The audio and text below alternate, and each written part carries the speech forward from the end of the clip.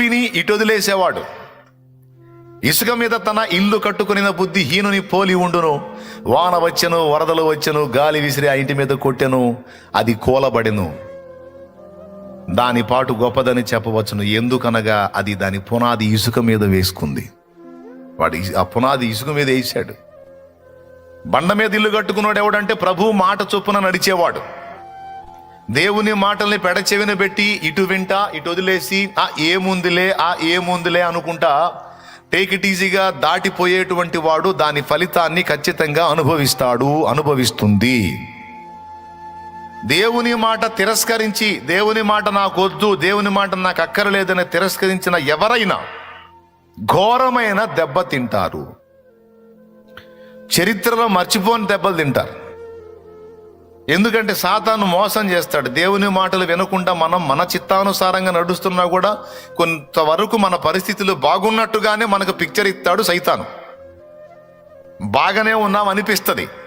ఆ ఉండి ఉండి ఉండి ఉండి ఒక్కసారి దెబ్బ పడితే మన చెప్పాక దిమ్మ తిరిగి కనపడిద్ది. దేవునికి స్తోత్రం కలుగును గాక. ఎందుకంటే ఆయన ఏం చేస్తాడో తెలుసా? ఆయన ముందే చెప్పాడు, నా మాటల చొప్పున నడువురా, నీ సంవత్సరాలు సుఖంగా గడిచిపోతాయి.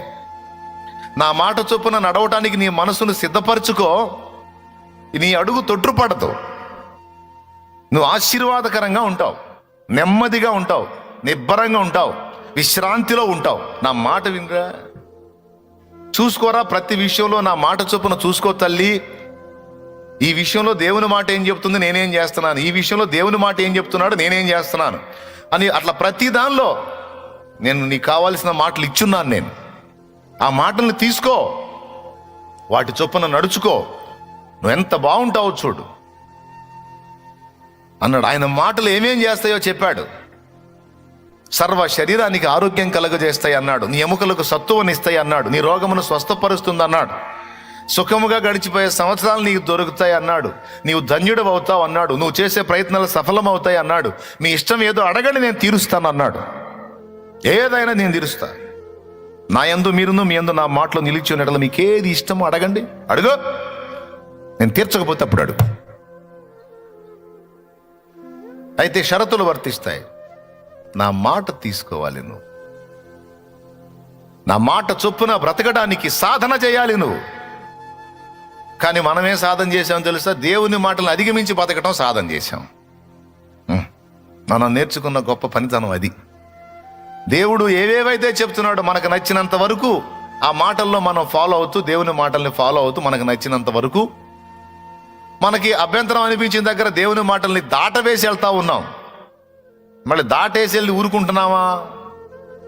మళ్ళీ పక్కన వాళ్ళ కౌన్సిలింగులు చేస్తున్నాం. కొన్ని సందర్భాల్లో మనమే దాటవేసి దేవుని మాటలను దాటి వెళ్ళిపోతూ మనం కొద్దో గొప్ప ఫాలో అవుతాం కదా. ఆ ఫాలో అయిన వాటిని బట్టి కొంచెం మనసులో ఇగో పెంచుకొని, నేను అన్ని విషయాల్లో చాలా ఫాలో అవుతున్నా, ఏదో ఒకటే అరే కదా నాది, కాబట్టి నేను ఎదుటి వాళ్ళకి లెక్చర్లు ఇవ్వచ్చు, కౌన్సిలింగ్లు చేయొచ్చు అని ఎదుటి వాళ్ళ క్లాసులు బీకే పొజిషన్కి వెళ్ళిపోయాం. అక్కడ ఏమంటున్నాడో తెలుసా? వేషధారి అన్నాడు. అసలు వేషధారి అంటే ఎవరో తెలుసా? వేషధారి అంటే ఎవరో తెలుసా? తన కంటిలో దూలమును కలిగి ఉండి ఎదుటివాడి కంటిలో నలుసును వెతకటానికి ప్రయత్నించువాడు వేషధారి అన్నాడు. యేసుప్రభువే చెప్పాడు. అసలు వేషధారణ అంటే ఏందన్నా, వేషధారణ అంటే ఏంది అనే ఒక ప్రశ్నకు సమాధానం అది.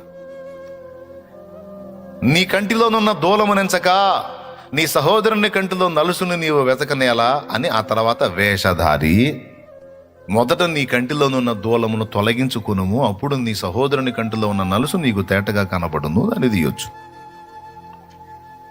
వేషధారి అంటే ఎవరు? ఆ మధ్యకాలంలో ఒక సండే వేషధారణ గురించి చెప్పాను. అసలు వేష పెద్దదా? అసలైన కంట్లో దూలం ఎట్టబట్టింది నాకు అర్థం కాదు. లాజికల్గా ఆలోచిస్తే ప్రశ్న అది, కంట్లో దూలం పట్టిద్దా? కానీ అంత ఘాటుగా మాట్లాడాడు. నీ కన్ను ఎంతే కావచ్చు, అందులో ఆ కంటి మొత్తానికి సరిపోయినంత దూలాన్ని నువ్వు పెట్టుకున్నావు, మళ్ళీ ఎదుటి వాళ్ళ దగ్గర నలుసులు ఎత్తుకుతున్నావు, అసలు నీకు కనపడుతుందా? నువ్వు గుడ్డోడు ఏంటి, గుడ్డోళ్ళకి దారి చూపెట్టని ట్రై చేస్తున్నావురా? ఇద్దరు కలిసి గుంట్లో పడతారు. షోలు ఆపి ముందు సరి చేసుకోమ్మా అంటాడు దేవుడు. మన భాషలో చెప్పాలంటే స్తోత్రం చెప్పండి, గట్టిగా చెప్పండి. అది ఎదుటి వాళ్ళకి కౌన్సిలింగ్లు క్లాసులు తర్వాత ఇద్దు, కానీ ముందు నీ బతుకు చక్కదిద్దుకో. అష్టవంకర్లు కనపడుతుంది నీ దగ్గర. నువ్వు నా మాటలు లెక్క చేయకుండా వాటిని క్రాస్ చేసి వెళ్తా ఉంటావు, మళ్ళీ ఎదుటి వాళ్ళ కౌన్సిలింగ్లు చేస్తూ ఉంటావు. రాంగ్ అది. దేవుని వాక్యం బహు స్పష్టంగా మాట్లాడుతుంది. వేషధారులు ఎవరో చెప్పాను. ఇప్పుడు చెప్పండి, దేవుడు ఎందుకు మనల్ని కంట్రోల్ చేయడానికి ట్రై చేస్తున్నాడు? కట్టడలో ఉండమని ఎందుకు మాట్లాడుతున్నాడు? అది ప్రాకారము, మనకి సెక్యూరిటీ. ప్రాకారం అండి దేవుని వాక్కు. యేసు రక్తం ఎలా ప్రాకారమో యేసు వాక్యము కూడా మనకి ప్రాకారం. ఆ మాట మనకు ప్రాకారమై మనల్ని కాపాడుతుంది.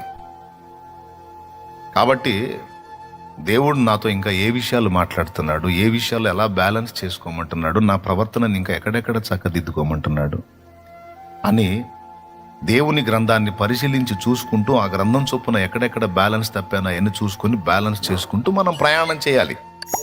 ఇక్కడ నేను మీరు అందరం బ్యాలెన్స్ అవ్వాలి.